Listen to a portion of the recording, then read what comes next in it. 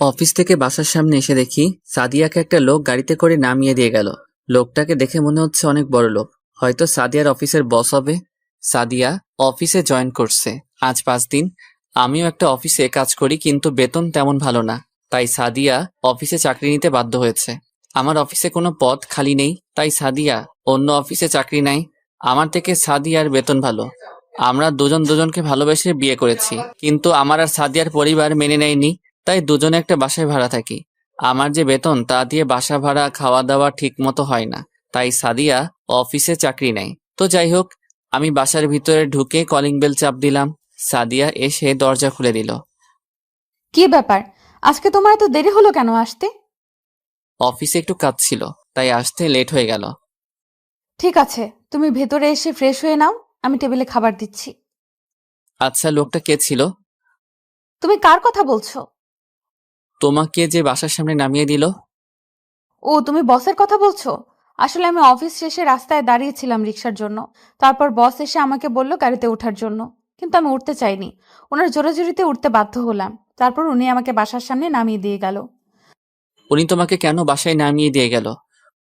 আসলে এই 5 দিনে বস আমার কাজ দেখে অনেক খুশি হয়। তারপর থেকে উনি আমাকে অনেক ভালো জানে। ও ঠিক আছে, আমি ফ্রেশ হয়ে আসছি, তুমি খাবার রেডি করো।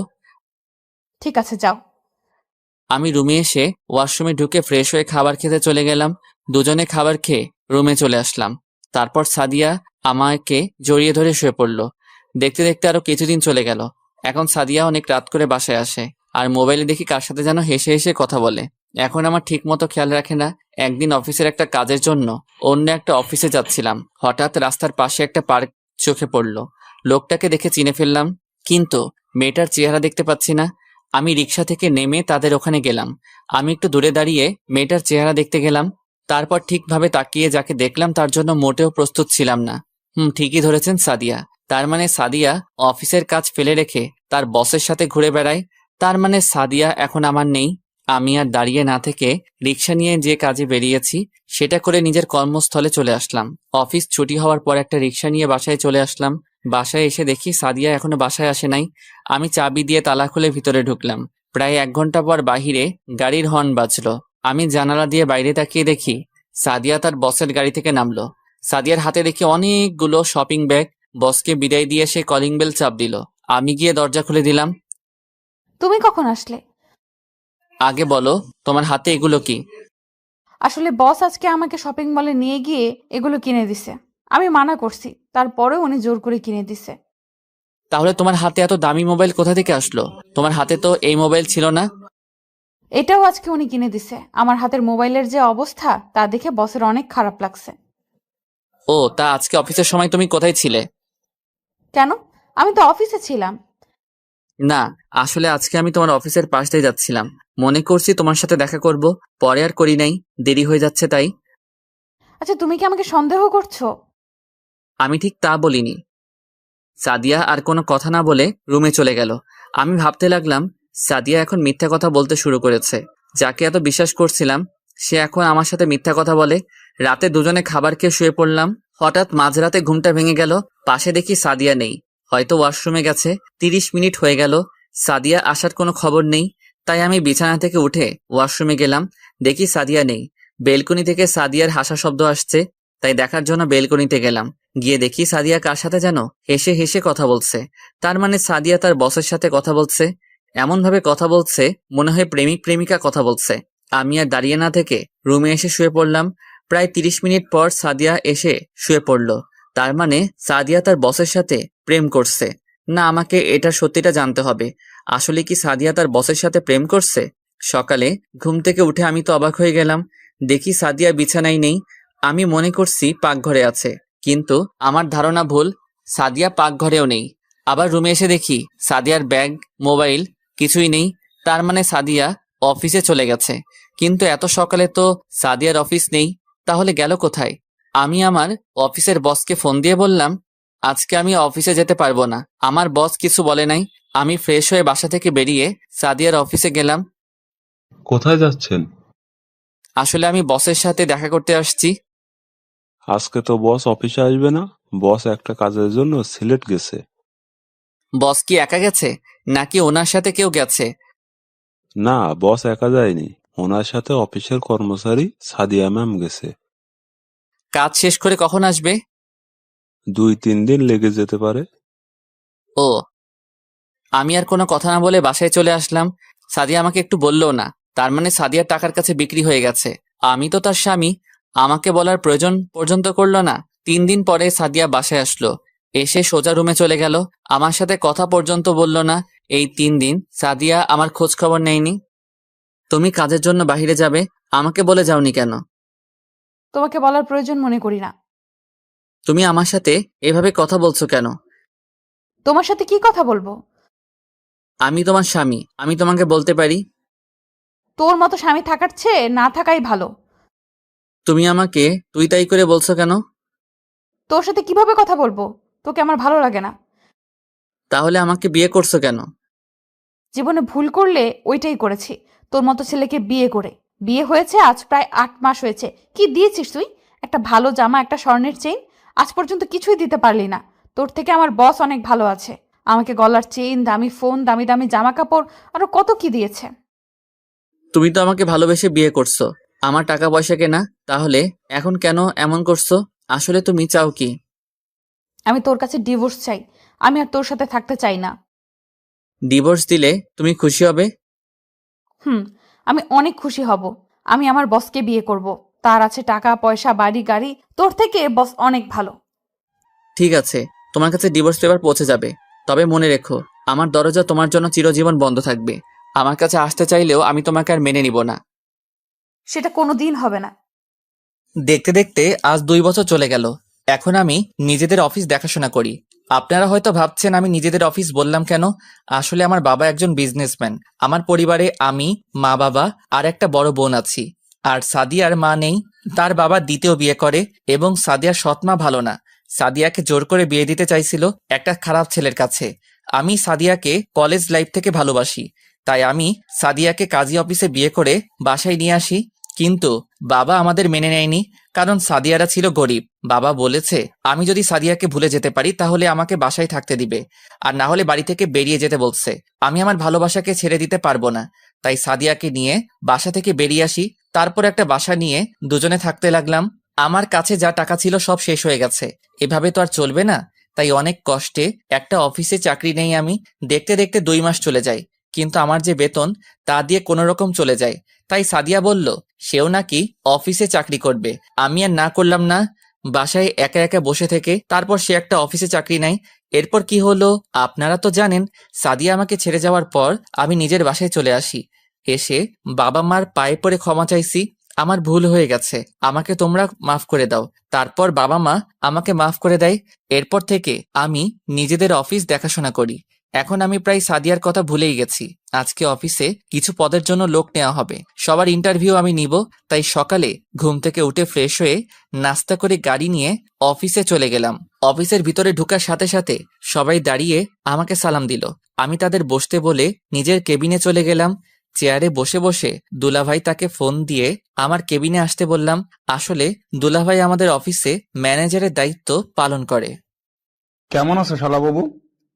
কেবিনে ঢুকে একটা চেয়ার টেনে বসে, এই তো ভালো আছি। সবাই কি আসছে দুলাভাই? সবাই এসে পড়েছে।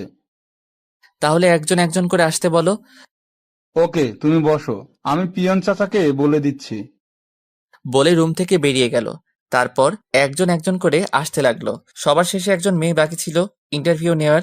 আমি মাথা নিচু করে একটা ফাইল দেখতেছিলাম। হঠাৎ একটা মেয়ে বলল, may I come in sir? Yes coming. মেয়েটা ভিতরে ঢুকলো। আমি তার চেহারা এখনো দেখি নাই। মেয়েটা আমার সামনে দাঁড়িয়ে রইল। বসুন, আর সার্টিফিকেটগুলো দেন। এই নেন স্যার। যেই না মেয়েটার দিকে তাকিয়ে সার্টিফিকেট নিব, আমি তো মেয়েটাকে দেখে মোটেও প্রস্তুত ছিলাম না। এ আর কেউ নয়, সাদিয়া। কিন্তু সাদিয়া আগের থেকে অনেক শুকিয়ে গেছে। চেহারার কি অবস্থা করছে! সাদিয়া আমাকে দেখে বলল, রাসেল তুমি? Hello miss. রাসেল না, স্যার বলবেন। Sorry sir. তা বসকে বিয়ে করে আবার চাকরির জন্য কেন আসলেন? আমি কাউকে বিয়ে করি নাই। ও, তার মানে বস তোমাকে বিয়ে করবে বলে তোমার সাথে রাত কাটিয়ে তাড়িয়ে দিছে? তুমি সব কি বলছো রাসেল? বলছি না, আমার নাম নিবেন না, শুধু স্যার বলবেন। আপনি আসতে পারেন, আপনার চাকরি হবে না। সাদিয়া চেয়ার থেকে উঠে এসে আমার পা জড়িয়ে ধরে কান্না করতে করতে বলল, স্যার, এই চাকরিটা আমার খুব দরকার, তা না হলে আমায় রাস্তায় নামতে হবে। তাহলে বসকে ছেড়ে চলে আসলেন কেন? উনি আজ 1 বছর আগে মারা যায়। এরপর ওনার ব্যবসা প্রতিষ্ঠান নিলামে বিক্রি হয়ে যায়। তারপর ওখান থেকে এসে একটা বাসা ভাড়া নিয়ে থাকি। মানুষের বাসায় কাজ নিচ্ছিলাম, কিন্তু তাদের বাসার ছেলেরা আমার শরীরের দিকে তাকিয়ে থাকে, তাই বাসা বাড়ি আর কাজ করি নাই। গার্মেন্টসে চাকরি নিছি, কিন্তু কিছুদিন আগে গার্মেন্টসে আগুন লাগে। তারপর 1 মাস বসে থাকলাম, ঠিকভাবে একবেলা ভাত পর্যন্ত খেতে পারতাম না। কিছুক্ষণ থেমে আবার বলতে লাগলো, অনেক কষ্টেই দিনটা কেটেছে। একদিন পাড়ার এক ভাই বলল, তোর পড়ালেখা আছে, তুই গিয়ে অফিসে চাকরি কর। কিন্তু আমি বললাম, অফিসে তো চাকরি করতে ঘুষ লাগে, আমি তো তাদের ঘুষ দিতে পারবো না। তখন ভাইয়া বলল, এই অফিসের বস না অনেক ভালো, উনি টাকা নিয়ে চাকরি দেয় না, উনি যোগ্যতা দেখে চাকরি দেয়। তারপর আসলাম ইন্টারভিউ দিতে। এতক্ষণ সাদিয়া কথাগুলো বলতেই চোখের পানি দিয়ে পুরো শরীর ভিজে গেছে। কেমন জানি সাদিয়ার জন্য একটু মায়া হলো, কিন্তু তাকে আরো কষ্ট দিতে হবে। আমি যতটুকু কষ্ট পেয়েছি তার থেকে ওকে আরো বেশি কষ্ট পেতে হবে। আপনাকে আমি চাকরি দিতে পারি, তবে আমার কিছু শর্ত আছে। কি শর্ত বলুন, আমি আপনার সব শর্তে রাজি আছি। আমার এখানে চাকরি করতে হলে আমার কথা মতো চলতে হবে। আমি যখন যা বলবো আপনাকে তাই করতে হবে। অফিসে কারোর সাথে বসে গল্প করা যাবে না। সঠিক টাইমে অফিসে আসতে হবে। ঠিক টাইমে অফিসে আসতে না পারলে বেতন থেকে টাকা কেটে নেওয়া হবে। যদি এসব কিছু অমান্য করেন তাহলে আপনাকে 20 লক্ষ টাকা জরিমানা এবং থানায় ঢুকিয়ে দেওয়া হবে। এবার বলুন, আপনি রাজি? আমি আপনার সব শর্তে রাজি আছি। তাহলে এখানে একটা সই করুন। বলা তো যায় না কোন সময় কথা ঘুরিয়ে নেন। তারপর সাদিয়া সই করে দিল। হুম, ঠিক আছে। আপনাকে বেতন দেওয়া হবে 20,000 টাকা করে। এবার আপনি বাসায় চলে যান। কালকে ঠিক টাইমে অফিসে চলে আসবেন। আর অফিস টাইম কিন্তু 9টায়। কথাটা মনে রাখবেন। সাদিয়া মাথা নিচু করে অফিস থেকে বেরিয়ে গেল। তার মানে সাদিয়া এখনো বিয়ে করেনি। নিশ্চয়ই তার বস তাকে ভালোবাসে নাই, ভালোবেসেছে তার শরীরকে। এখন টাকা কোথায় গেল? টাকার জন্য আমাকে ছেড়ে চলে গেছো? আমি তাকে আর কখনো মেনে নিব না। যেই মেয়ে বিয়ের পরে স্বামীকে রেখে অন্য লোকের সাথে প্রেম ভালোবাসা করতে পারে, সেই মেয়েকে কখনো ভালোবাসা যায় না। হঠাৎ পিছন থেকে কে যেন জড়িয়ে ধরলো। আমি তাকিয়ে দেখি রিয়া। এই রিয়া, কি করছো? ছাড়ো, কেউ দেখে ফেলবে। এটা অফিস, কখন কে চলে আসে। তুমি আজকে সকালে আমাকে ফোন দাও নাই কেন? আসলে অফিসের কিছু পদের জন্য লোক নিয়েছিলাম, তাই তোমাকে ফোন দিতে পারি নাই। ঠিক আছে চলো, এখন তো দুপুর হয়ে গেছে, বাইরে গিয়ে দুজনে লাঞ্চ করব। ঠিক আছে, চলো। তারপর দুজনে অফিস থেকে বাইরে এসে গাড়ি নিয়ে একটা রেস্টুরেন্টের সামনে গাড়ি থামালাম। গাড়ি থেকে নেমে দুজনে রেস্টুরেন্টে ঢুকলাম। দুজনে খাবার খেয়ে আবার অফিসে চলে আসলাম। রিয়া কিছুক্ষণ থেকে বাসায় চলে গেল। এবার আপনাদের বলি, রিয়া আমাকে ভালোবাসে, কিন্তু আমি তাকে ভালোবাসি না। সত্যি কথা বলতে কি, সাদিয়াকে আমি এখনো ভুলতে পারি নাই। তার জন্য প্রতিদিন রাতে কান্না করি। আজকে তাকে দেখে অনেক খুশি হয়েছি, কিন্তু আগের কথাগুলো মনে পড়তেই রাগ উঠে গেল। বাবা মা রিয়াকে পছন্দ করে রেখেছে আমার জন্য, আমি তো না করে দিছি, কিন্তু রিয়া পাগলামি শুরু করে দিছে। আমি যদি তাকে বিয়ে না করি তাহলে সে আত্মহত্যা করবে। তারপর রিয়াকে আমি বলছি তাকে আমি 6 মাস পরে বিয়ে করব। রিয়াও আমার কথায় রাজি হয়ে গেল, কিন্তু হুটহাট করে সবার সামনে জড়িয়ে ধরে। এটা আমার কাছে ভালো লাগে না। তো যাই হোক, অফিসের কাজ শেষ করে বাইরে এসে গাড়ি নিয়ে বাসায় যেতে লাগলাম। হঠাৎ রাস্তার পাশে চোখ পড়ল। দেখি সাদিয়া রাস্তার পাশে ভ্যান গাড়ি থেকে বাচ্চাদের জন্য জামা কাপড় কিনতে আসে। কিনা শেষ হলে হাঁটতে হাঁটতে কোথায় যেন যেতে লাগলো। আমি তাকে ফলো করে যেতে লাগলাম। যেতে যেতে দেখি সাদিয়া একটা বাসায় ঢুকে গেল। আমি গাড়িটা এক জায়গায় রেখে বাসার পিছন দিকে চলে গেলাম, কারণ বাসাটা ছিল একতলা। পিছন দিকে গিয়ে জানালা দিয়ে ভিতরে তাকিয়ে আমি মোটেও প্রস্তুত ছিলাম না। জানালা দিয়ে তাকিয়ে দেখি সাদিয়া একটা বাচ্চা ছেলেকে বুকের দুধ খাওয়াচ্ছে। তার মানে সাদিয়া অন্য একটা বিয়ে করছে, নাকি তার বসের সাথে অবৈধ সম্পর্ক করার পর বাচ্চা হয়েছে। হতেও পারে যে মেয়ে আমার সাথে মিথ্যা কথা বলতে পারে, সে মেয়ে এসব করবে না, তার কি প্রমাণ আছে? আমি আর না তাকিয়ে গাড়ি নিয়ে বাসায় চলে আসলাম। কলিং বেল চাপ দেওয়ার পর আম্মু এসে দরজা খুলে দিল। কিরে, এতক্ষণ কোথায় ছিলি? তোর দুলাভাই বলল তুই নাকি অনেকক্ষণ আগে অফিস থেকে বেরিয়েছিস। একটু বন্ধুদের সাথে দেখা করতে গেছি, অনেকদিন হলো তাদের সাথে আড্ডা দেই না, তাই গেলাম। ঠিক আছে, রুমে গিয়ে ফ্রেশ হয়ে আয়, আমি টেবিলে খাবার দিচ্ছি। ঠিক আছে আম্মু, বলে নিজের রুমে চলে আসলাম। এসে ফ্রেশ হয়ে সবার সাথে খাবার খেয়ে রুমে চলে আসলাম। পরের দিন সকালে ঘুম থেকে উঠে ফ্রেশ হয়ে নাস্তা করে গাড়ি নিয়ে অফিসে চলে গেলাম। অফিসের ভিতরে ঢুকে দেখি সাদিয়া চলে এসেছে। তাকে দেখে মনে হচ্ছে অনেক দৌড় দিয়ে অফিসে এসেছে, কারণ তার পুরো শরীর ঘামে ভিজে গেছে। আমি আমার কেবিনে আসার সময় সাদিয়াকে বললাম আমার কেবিনে আসার জন্য। কিছুক্ষণ পর সাদিয়া অনুমতি নিয়ে কেবিনে আসলো। মিস সাদিয়া, দাঁড়িয়ে কেন, বসুন। না স্যার, আমি এভাবেই ঠিক আছি। আমি বলছি না বসার জন্য? জি স্যার। তা বাচ্চার বাবা কি তোমার বস নাকি অন্য কেউ? আপনি জানলেন কিভাবে আমার বাচ্চার কথা? জেনেছি একভাবে, আমি যেটা বলছি সেটার উত্তর দেন। ওর বাবা নেই, আমার নিজের দোষে তার বাবা আমাকে ছেড়ে চলে যায়। কেন চলে যায় তা কি জানতে পারি?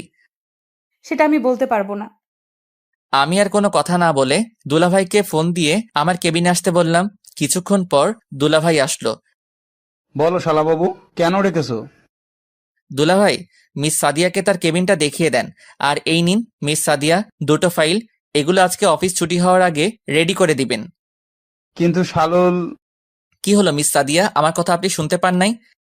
জি স্যার, শুনতে পেয়েছি। তাহলে বসে আছেন কেন? তাড়াতাড়ি করে রেডি করে দেন। দুলাভাই, তুমি মিস সাদিয়াকে তার কেবিনে নিয়ে যাও। ওকে শালাবাবু। তারপর সাদিয়াকে দুলাভাই সাথে করে নিয়ে গেল। হঠাৎ ফোনটা বেজে উঠল। তাকিয়ে দেখি রিয়া ফোন দিয়েছে। এই মেয়েটার জ্বালায় ও আর বাঁচলাম না। বলো। কি করে আমার জানটা? অফিসে বসে কাজ করছি। ঠিক আছে, তাহলে তুমি কাজ করো, লাঞ্চের টাইমে ফোন দিবে। ঠিক আছে, বাই। ওকে, বাই জান। Love you too. বলে ফোন কেটে দিল। তারপর বসে বসে অফিসের কাজ করতে লাগলাম। আসলে আমি সাদিয়াকে যে 2টা ফাইল দিলাম, ওই 2টো ফাইল 2 দিন লাগবে রেডি করতে। দুলাভাই ফাইল দুটো দেখে কিছু বলতে যাবে, তার আগে আমি দুলাভাইয়ের কথা বন্ধ করে দিলাম। কাজ করতে করতে দুপুরের লাঞ্চের টাইম হয়ে গেছে, তাই ভাবছি বাহির থেকে খেয়ে আসবো। যেই ভাবা সেই কাজ। কেবিন থেকে বেরিয়ে সাদিয়ার দিকে তাকিয়ে আমি অবাক হলাম। দেখি সাদিয়া পুরো ঘেমে গেছে। অফিসে এসি চালু, তারপরও সে ঘেমে গেছে। অফিসের সবাই খাবার খেতে চলে গেছে, কিন্তু সাদিয়া এখনো বসে বসে কাজ করছে। আমি দাঁড়িয়ে না থেকে বাইরে এসে গাড়ি নিয়ে রেস্টুরেন্টে চলে গেলাম। খাবার খেয়ে অফিসে এসে দেখি সাদিয়া এখনো কাজ করতে আছে। চেহারা পুরো শুকিয়ে গেছে। আমি মনে মনে বলতে লাগলাম, এখন কেমন লাগছে মিস সাদিয়া? টাকার জন্য আমাকে ছেড়ে চলে গেছো, এখন সে টাকার জন্য আমার অফিসে চাকরি নিছো। কি ভুল ছিল আমার? কেন আমাকে ছেড়ে চলে গেছো? তো যাই হোক, আমি দাঁড়িয়ে না থেকে আমার কেবিনে ঢুকে তো অবাক হয়ে গেলাম। দেখি রিয়া আমার চেয়ারে বসে আছে। তুমি কখন আসলে? আমাকে তো বলেও আসো নাই।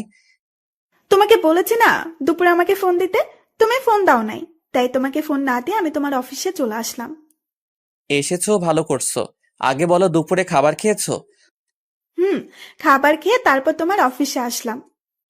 তো এখন কি খাবে বলো, চা না কফি? আমি ওইসব কিছু খাবো না, আমি অন্য জিনিস খাবো। বলো কি খাবে, আমি বাহির থেকে এনে দিচ্ছি। আমি যে জিনিস খাবো ওইটা বাইরে যাওয়া লাগবে না, তোমার কাছে আছে। মানে আমার কাছে তো খাওয়ার মতো কিছু নেই। দাঁড়াও, আমি দেখাচ্ছি তোমার কাছে খাওয়ার কি জিনিস আছে। বলে চেয়ার থেকে উঠে আমার কাছে এসে যেই না আমার ঠোঁটে কিস করবে, তখন সাদিয়া দরজায় দাঁড়িয়ে বলল, স্যার, আসতে পারি? আসুন। রিয়া আমাকে ছেড়ে দিয়ে রাগে গজগজ করতে লাগলো। স্যার, এই ফাইলটার এখানে কিছু বুঝতেছি না। না বুঝলে অফিসে কাজ করতে আসলেন কেন? আপনি আগে অফিসে চাকরি করছেন, তো এখন বুঝেন না কেন? আসলে এই জায়গাটার অনেক চেষ্টা করছি, কিন্তু মেলাতে পারি না। ঠিক আছে, আপনি ফাইলটা রেখে অন্য ফাইলটার কাজ করুন। ঠিক আছে স্যার। বলে সাদিয়া যেই না সামনে পা বাড়াবে, হঠাৎ সে মাটিতে পড়ে গেল। আমি আর রিয়া তাকে ধরে সোফায় শুয়ে দিলাম। তারপর ডাক্তারকে ফোন দিলাম। কিছুক্ষণ পর ডাক্তার এসে সাদিয়াকে দেখতে লাগলো। দেখা শেষ হলে আমি ডাক্তারকে বললাম, ডাক্তার, কি হয়েছে ওর? আসলে ঠিক মতন খাওয়া দাওয়া না করার কারণে মাথা ঘুরে পড়ে যায় আর বেশি চিন্তায় থাকে। নিয়মিত খাওয়া দাওয়া এবং শরীরের যত্ন নিলে সব ঠিক হয়ে যাবে। ঠিক আছে ডাক্তার, তো এখন কি করব? আমি কিছু ওষুধ লিখে দিচ্ছি, ওগুলো নিয়মিত খেলে ঠিক হয়ে যাবে। আর বলবেন চিন্তা বেশি যেন না করে। ঠিক আছে ডাক্তার, আমি ওকে সব বলে দিব। তাহলে আমি এখন আসি। বলে ডাক্তার চলে গেল। আমি পিয়নকে ডেকে বললাম 1 প্যাকেট বিরিয়ানি নিয়ে আসতে। আমার কারণে আজ ওর এই অবস্থা। কেন আমাকে ধোকা দিয়ে চলে গেল? আজ যদি তুমি আমাকে ছেড়ে না যেতে, তাহলে দুজনে কত সুন্দর করে সংসার করতাম। আজ তোমার ভুলের জন্য এত কষ্ট করতে হয় তোমাকে। কিছুক্ষণ পর পিয়ন বিরিয়ানি নিয়ে আসলো। রিয়া বিরিয়ানি হাতে নিল, তারপর সাদিয়াকে শোয়া থেকে উঠিয়ে নিজেতে খাইয়ে দিতে লাগলো। রিয়া মেয়েটা আসলে ভালো, তবে তার যখন তখন জড়িয়ে ধরা আমার ভালো লাগে না। ও আপনাদের তো বলতে ভুলে গেছি, পিয়ন ডাক্তার যে ওষুধ লিখে দিয়ে গেছে ওগুলো সাথে করে নিয়ে আসছে। সাদিয়াকে খাবার খাইয়ে দেওয়ার পর ওষুধ খাইয়ে দিল। আপনি খাওয়া দাওয়া আর এত চিন্তা করেন কেন? আসলে হাতে তেমন টাকা নেই, ঘরে বাজার সদাই কিছু নেই। যে কয় টাকা ছিল ওগুলো দিয়ে বাচ্চার জন্য একটা জামা নিছি আর কিছু খাবার নিছি। সকালে কিছু খেয়ে আসি নাই, তাই হঠাৎ মাথা ঘুরে পড়ে যাই। আপনার স্বামী নেই? আছে। তাহলে স্বামী থাকতে আপনি অফিসে কাজ করেন কেন? আর আপনার কেমন স্বামী স্ত্রীকে অফিসে কাজ করতে পাঠায়? আসলে আমার স্বামী আমার সাথে থাকে না, আমার ভুলের জন্য ও আমায় ছেড়ে চলে গেছে। সে চলে যাওয়ার 1 বছর 2 মাস পর আমার কোলে একটা সন্তান জন্ম নেয়। আপনার স্বামী জানে না ওর যে একটা সন্তান হয়েছে? না, ও জানে না। এখন যদি বলি ওর বাচ্চা এটা, সে কখনো আমায় বিশ্বাস করবে না, কারণ তার বিশ্বাস আমি আগেই ভেঙে দিছি। আচ্ছা মিস সাদিয়া, আপনি এখন বাসায় চলে যান। কিন্তু স্যার, এখনো তো অফিসের টাইম শেষ হয় নাই। ওটা আপনাকে ভাবতে হবে না, আপনি বাসায় চলে যান। রাসেল, তুমি কিছু মনে না করলে ওনাকে কি আমি বাসায় পৌঁছে দেব? ঠিক আছে, তুমি নিয়ে যাও। তাহলে আমি একটা কথা বলি। বলো। আমি বলছি কি, ওনার অগ্রিম মাসের বেতনটা দিয়ে দাও। ঠিক আছে, দিচ্ছি। তারপর সাদিয়ার বেতন দিয়ে দিলাম রিয়ার হাতে। রিয়া আমাকে জড়িয়ে ধরে কপালে চুমু দিল। সাদিয়া মাথা নিচু করে ফেললো। লজ্জা পাওয়ার কিছু নেই সাদিয়া, ওর সাথে আমার বিয়ে ঠিক হয়ে আছে। আরো 5 মাস পরে আমাদের বিয়ে। তোমাকে কিন্তু আগে দাওয়াত দিয়ে রাখলাম। দোয়া করি ম্যাম, আপনার যেন সুখে শান্তিতে সংসার করতে পারেন। ঠিক আছে চলো, তবে আমাকে ম্যাম নয়, আমার নাম ধরে ডাকবে। ঠিক আছে। আসছি কলিজা। এসো। রিয়া আর সাদিয়া আমার কেবিন থেকে বেরিয়ে গেল, কিন্তু আমার একটা জিনিস মাথায় আসছে না। বিয়ের কথা শুনে সাদিয়া কান্না করলো কেন? হয়তো নিজের স্বামীর বিয়ে নিজের চোখের সামনে দেখতে হবে, তাই কান্না করছে। তো যাই হোক, অফিসের কাজ শেষ করে বাসায় চলে আসলাম। তারপর রাতে খাবার খেয়ে রিয়ার সাথে কথা বলে ঘুমিয়ে পড়লাম। এভাবে দেখতে দেখতে আরো 1 মাস চলে গেল। এখন সাদিয়াকে তেমন কষ্ট দেই না। তারপর ও প্রতিদিন অফিসে আসলে দেখি সাদিয়ার চোখগুলো লাল হয়ে থাকে, মনে হয় ঠিকমতো ঘুমায় না। আর রিয়া এখন প্রতিদিন আমার অফিসে আসে, এসে আমাকে জড়িয়ে ধরে কিস করবে, আমার কোলে বসে থাকবে। কিছু বললে বাসায় গিয়ে জিনিস ভাঙা শুরু করে দিবে, তাই কিছু বলি না। ও আপনাদের তো বলতে ভুলে গেছি, আমি সাদিয়াকে ছেড়ে আসার 1 মাস পরে ডিভোর্স পেপার পাঠিয়ে দিয়েছি। সকালে ঘুম থেকে উঠে ফ্রেশ হয়ে নাস্তা করে গাড়ি নিয়ে অফিসে চলে আসলাম। অফিসের ভিতরে ঢুকে সাদিয়ার কেবিনে তাকিয়ে দেখি সাদিয়া এখনো আসেনি, তাই পিয়নকে বলে আসলাম সাদিয়া অফিসে আসলে যেন আমার কেবিনে পাঠিয়ে দেয়। আমি আমার কেবিনে এসে বসলাম। কিছুক্ষণ পর দেখি রিয়া আমার কেবিনে ঢুকে সোজা আমার কোলে বসে গেল আর পুরো চেহারায় চুমু দিতে লাগলো। কি করছো রিয়া? কেউ চলে আসবে। আসলে আসুক, আমি আমার জামাইকে চুমু খাচ্ছি, কার কি যায় আসে। হঠাৎ সাদিয়া আমার কেবিনে ঢুকে গেল, দেখে মনে হচ্ছে অনেক জোরে দৌড়ে আসছে অফিসে। কি ব্যাপার, আপনি বিনা অনুমতিতে আমার কেবিনে ঢুকলেন কেন? আসলে স্যার, অফিসে আসার পর পিয়ন বলল আপনি নাকি পিয়নকে বলেছেন আমি অফিসে আসলে আপনার কেবিনে আসতে বলেছেন, তাই তাড়াহুড়ো করে চলে আসলাম। তাই বলে বিনা অনুমতিতে ঢুকবেন? Sorry sir. তো আজকে অফিসে আসতে এত লেট কেন? আপনি হয়তো শর্তের কথা ভুলে গেছেন। আসলে স্যার, রিমন খুব অসুস্থ, তাকে হসপিটালে নিয়ে গিয়েছিলাম। ডাক্তার দেখিয়ে আসতে আসতে লেট হয়ে গেছে। রিমন কে? আমার ছেলের নাম রিমন। তা ছেলের এই নাম কে রেখেছে? এটা তার বাবা বলেছে। আমাদের বিয়ে হওয়ার পর তার বাবা বলেছে আমাদের ছেলে হলে নাম রাখবে রিমন, আর মেয়ে হলে সিনথিয়া। তাই তার বাবার কথাই নাম রেখেছি। আমি আর কিছু বলতে পারলাম না, কারণ আমার আর সাদিয়ার বিয়ে হওয়ার পর আমি বলেছি এ নাম রাখতে। তার মানে সাদিয়া বলতে চাইছে রিমন আমার ছেলে। আমি কিছু বলতে যাব তার আগে রিয়া বলল, তুমি কেমন ছেলেকে বিয়ে করেছো? তোমার খোঁজ খবর একবারের জন্যও নেয়নি। তুমি না হয় একটা ভুল করেছো, তাই বলে সে তোমায় ছেড়ে চলে যাবে? আমি যে ভুল করেছি সে ভুলের কখনো কি ক্ষমা হবে কিনা তা আমি জানি না, তবে একটা কথা বলি, তার জন্য এখনো পথ চেয়ে বসে আছি। আমি দোয়া করি আল্লাহ যেন তোমার স্বামীকে তোমার কাছে ফিরিয়ে দেয়, বাচ্চার কথা ভেবে যেন তোমাকে ক্ষমা করে দেয়। তাহলে আমি এখন আসি স্যার, কেবিনে কাজ পড়ে আছে। সাদিয়া কোনো কথা না বলে তার কেবিনে চলে গেল। আমি ভাবতে লাগলাম রিমনের বাবা আমি কেমন করে হব। আমি সাদিয়ার সাথে থাকাকালীন শুনি নাই তো যে সাদিয়া প্রেগনেন্ট, তাহলে আমি কি করে রিমনের বাবা হব? না, আমার মাথায় কাজ করছে না। হঠাৎ রিয়া বলল, তুমি কোথায় হারিয়ে গেলে? তোমাকে আমি ডাকছি, তোমার কোনো রেসপন্স নেই। তেমন কিছু না, তুমি বাসায় চলে যাও।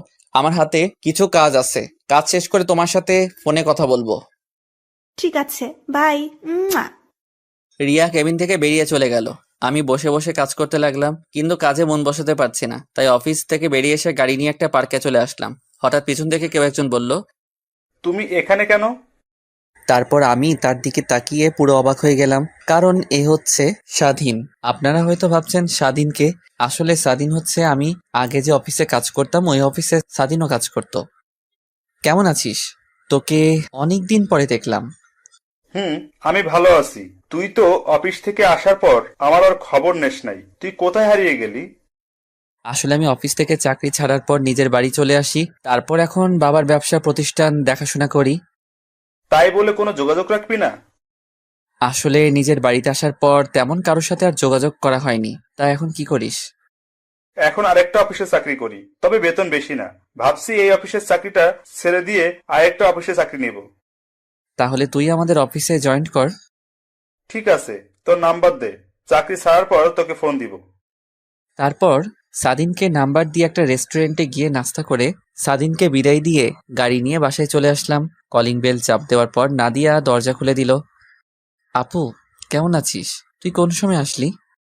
দুপুরে আসছি। শুনছি তুই নাকি আজকে অফিস থেকে তাড়াতাড়ি বেরিয়ে গেলি। তা কোথায় ছিলে এতক্ষণ? পুরনো একটা বন্ধুর সাথে ছিলাম, অনেকদিন পর দেখা হলো তাই। তা আমার বড়িটা কোথায়? আপুর মেয়ের কথা বলছি, তার মেয়ের নাম বিথি। আব্বু আম্মুর কাছে আছে, তুই রুমে গিয়ে ফ্রেশ হয়ে নে। ঠিক আছে বলে নিজের রুমে চলে আসলাম। এসে ফ্রেশ হয়ে নিচে গেলাম। তারপর বিথির সাথে কিছুক্ষণ দুষ্টুমি করলাম। রাতে সবাই মিলে খাবার খেতে লাগলাম। হঠাৎ আব্বু বলল। আমরা তোর বিয়ে শুক্রবার ঠিক করেছি। আমার তো বিয়ে করার কথা 6 মাস পরে, এখন মাত্র 2টা মাস গেছে। রিয়ার আব্বুর শরীর তেমন ভালো না, তাই রহমান সাহেব বলছে যত তাড়াতাড়ি সম্ভব বিয়েটা দিয়ে দিতে। আমরা সিদ্ধান্ত নিয়েছি আগামী শুক্রবার তোদের বিয়ে। আমাকে একটাবার জিজ্ঞেস করার প্রয়োজন ছিল না তোমাদের? এখানে জিজ্ঞেস করার কি আছে? বিয়ে তো আজকে না হয় একদিন করতেই হবে। তাহলে শুক্রবার বিয়ে হলে সমস্যা কোথায়? তোমরা আমার কথা বুঝতে পারছো না। আমাদের আর কিছু বুঝতে হবে না, আমরা যেটা বলছি সেটাই ফাইনাল। আমি আর খাবার না খেয়ে রুমে চলে আসলাম। আমাকে একটাবার জিজ্ঞেস করার প্রয়োজন করলো না, কিন্তু আমি তো এখনো সাদিয়াকে মন থেকে মুছে ফেলতে পারছি না। কি করব কিছুই মাথায় ঢুকছে না। হঠাৎ মোবাইল ফোনটা বেজে উঠল। মোবাইলের দিকে তাকিয়ে দেখি রিয়া ফোন দিয়েছে। ফোন ধরার পর রিয়া বলল। কি করে আমার জামাইটা? তুমি কি কিছু শুনেছো? শুনেছি। আগামী শুক্রবার আমাদের বিয়ে। আমি তো অনেক খুশি, তোমাকে সারা জীবনের জন্য পেতে যাচ্ছি। তোমাকে আমি কি বলেছিলাম? আমরা 6 মাস পর বিয়ে করব। আর এখন তুমি রাজি হলে কেন? বাবার শরীরটা তেমন ভালো নেই, কোন সময় কি হয়ে যায়। তাই বাবার ইচ্ছে আমার বিয়েটা যেন দিয়ে যেতে পারে। এখানে আমি আর না করি নাই। তুমি কি খুশি হও নাই? ঠিক তা না, আমি এত তাড়াতাড়ি বিয়ে করতে চাচ্ছি না। কোনোভাবেই কি বিয়েটা আটকানো যায় না? না, আমি আর তোমাকে ছেড়ে থাকতে পারছি না। এই বিয়ে আমি আটকাতে পারবো না। তাহলে আর কি করার? বলে ফোন কেটে দিয়ে ভাবতে লাগলাম, সাদিয়ার কথাগুলো ভাবতে লাগলাম। রিমন কি সত্যি আমার ছেলে, নাকি অন্য কারো? সাদিয়ার চেহারা দেখে বোঝা যাচ্ছে সে মিথ্যা কথা বলছে না। আমি আর কিছু ভাবতে পারছি না। সকালে ঘুম থেকে উঠে ফ্রেশ হয়ে রেডি হয়ে নিচে নামলাম। দেখি সবাই টেবিলে আমার জন্য অপেক্ষা করছে। আমি কোনো কথা না বলে বেরিয়ে আসতেই আব্বু বলল। কোথায় যাচ্ছিস? অফিসে যাচ্ছি। নাস্তা করবি না? বাহির থেকে খেয়ে নিব। ঠিক আছে যাও, আর অফিসের সবাইকে বিয়ের দাওয়াত দিয়ে দিবে, আর অফিস 3 দিন বন্ধ দিয়ে দিবে। হুম। আর কোনো কথা না বলে বাহিরে এসে গাড়ি নিয়ে অফিসে যেতে লাগলাম। না জানি সাদিয়া আমার বিয়ের কথা শুনলে কি করবে। অনেক ভেবেছি, আর না, আমি রিয়াকে বিয়ে করব। সাদিয়া যদি টাকার জন্য আমাকে ছেড়ে অন্য কাউকে বিয়ে করতে পারে, তাহলে আমি কেন রিয়াকে বিয়ে করতে পারবো না? তারপর একটা রেস্টুরেন্টে ঢুকে নাস্তা করে অফিসে চলে গেলাম। সবাই আমাকে দেখে দাঁড়িয়ে গেল। সাদিয়ার দিকে তাকিয়ে দেখি আজকেও সাদিয়ার চোখ লাল হয়ে আছে। আমি তার থেকে চোখটা সরিয়ে নিজের কেবিনে চলে আসলাম। তারপর দুলাভাইকে ফোন দিয়ে বললাম সবাইকে হলরুমে নিয়ে যেতে। কিছুক্ষণ পর দুলাভাই আমার কেবিনে আসলো। শালাবাবু, সবাইকে হলরুমে নিয়ে গেলাম। এবার তুমি আসতে পারো। ঠিক আছে দুলাভাই, আপনি যান, আমি আসতেছি। দুলাভাই কেবিন থেকে বেরিয়ে গেল। আমি আর বসে না থেকে হলরুমে চলে আসলাম। তারপর সবার উদ্দেশ্যে বলতে লাগলাম, আপনারা হয়তো ভাবছেন আপনাদের সবাইকে কেন হলরুমে নিয়ে আসলাম। জি স্যার, বলুন কেন ডেকেছেন? আসলে আগামী শুক্রবার আমার বিয়ে, তাই বিয়ে উপলক্ষে 3 দিন অফিস বন্ধ থাকবে। আর সবাইকে আমার বিয়ের দাওয়াত রইল। সবাই আমাদের বাসায় চলে আসবেন। সবাই আমাকে অভিনন্দন জানালো। সাদিয়ার দিকে তাকিয়ে দেখি মাথা নিচু করে আছে, হয়তো কান্না করছে। সবাই বেরিয়ে গেল। আমি সাদিয়াকে বললাম, মিস সাদিয়া, আপনি কিন্তু অবশ্যই আসবেন, আর রিয়াকে বউ সাজানোর দায়িত্ব কিন্তু আপনার। ঠিক আছে স্যার, আমি চেষ্টা করব যাওয়ার জন্য। চেষ্টা না, আপনাকে আসতে হবে ঠিক আছে স্যার। বলে দৌড়ে হলরুম থেকে বেরিয়ে গেল। অনেক কষ্ট হচ্ছে তাই না? তুমিও আমাকে ছেড়ে চলে যাওয়ার পর আমারও অনেক কষ্ট হয়েছে। এখন কেন কষ্ট পাচ্ছ? টাকাওয়ালা দেখে চলে গেছো, এখন সে টাকার জন্য নিজের স্বামীর অফিসে চাকরি করছো। তোমাকে তো আমি মন থেকে ভালোবেসেছি, তাহলে কেন আমাকে ছেড়ে চলে গেলে? হলরুম থেকে বেরিয়ে নিজের কেবিনে চলে গেলাম। আসার সময় দেখলাম সাদিয়া মাথা নিচু করে বসে আছে। দেখতে দেখতে একদিন চলে গেল। আজ আমার গায়ে হলুদ। মার্কেট থেকে কিছু কেনাকাটা করে বাসার ভিতরে ঢুকতেই দারোয়ান আমাকে ডাক দিল। আমি গাড়ি পার্কিং করে দারোয়ান চাচার কাছে আসলাম। কেন ডেকেছো চাচা? রাসেল বাবাজি, একটা মেয়ে এসে এই খামটা তোমাকে দিতে বলল। তুমি মেয়েটাকে চিনতে পেরেছো? নাম টাম কিছু জিজ্ঞাসা করছো? না বাবা, আমি এসব কিছু জিজ্ঞেস করতেই পারিনি, তার আগেই মেয়েটা চলে গেল। আচ্ছা ঠিক আছে, আমি রুমে গেলাম বলে বাসার ভিতরে চলে আসলাম। তখন আম্মু বলল, কিরে, কোথায় গিয়েছিলি? আম্মু, কিছু মার্কেট করতে গিয়েছিলাম। ঠিক আছে, ফ্রেশ হয়ে রেডি হয়ে আয়, কখন মেহেদি লাগাবো? সবাই তোর জন্য বসে আছে। ঠিক আছে আম্মু, আমি রেডি হয়ে আসতেছি বলে নিজের রুমে চলে আসলাম।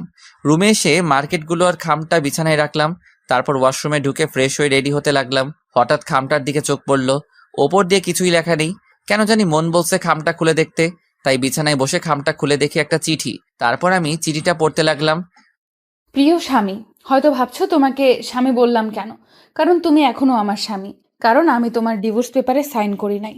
তোমাকে আজ সব সত্যি কথা খুলে বলছি। সামনাসামনি বললে হয়তো তুমি আমাকে বিশ্বাস করতে না, তাই চিঠি লিখে দিলাম। আমি যখন অফিসে চাকরিতে ঢুকি, তার কিছুদিন পর আমি হঠাৎ অফিসে মাথা ঘুরে পড়ে যাই। তখন অফিসের বস, যাকে তুমি খারাপ বলছো, আমি বলি ওনার মতো ভালো মানুষ হয় না। ওই দিন মাথা ঘুরে পড়ে যাওয়ার সময় বস তার গাড়িতে করে হসপিটালে নিয়ে আসে। তারপর আমাকে কিছু পরীক্ষা করে। পরীক্ষা করার পর ডাক্তার বলল 7 দিন পরে আসতে। তখন বলতে পারবে আমার কি হয়েছে।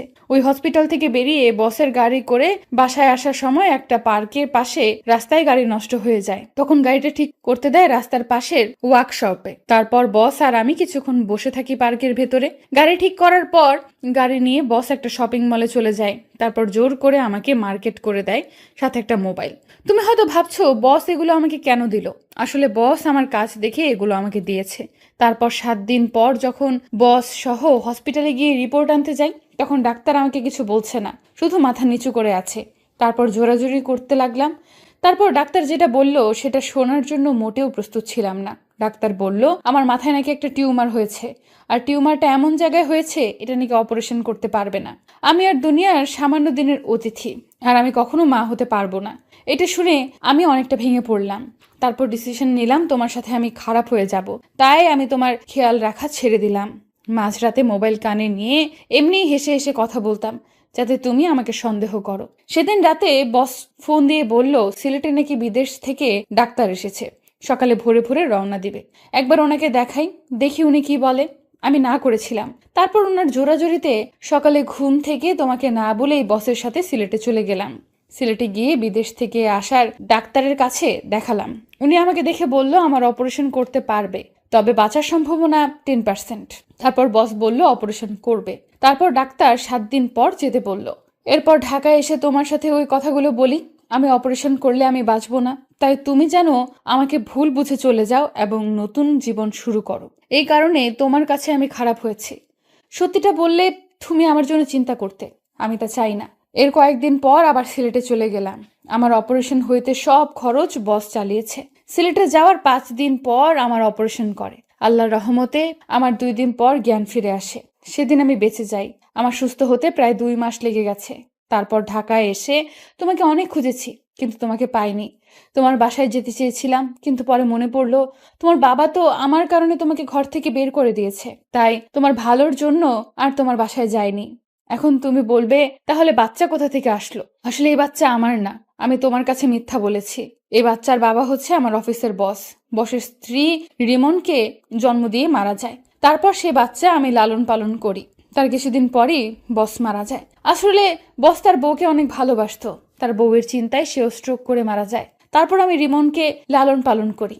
একটা খালার বাসায় থেকে অনেক জায়গায় চাকরি ইন্টারভিউ দিছি, কিন্তু কোথাও চাকরি হয় নাই। তারপর খালার সাথে বাসায় বাড়িতে কাজ নিই। তারপর কি হলো তুমি তো জানো।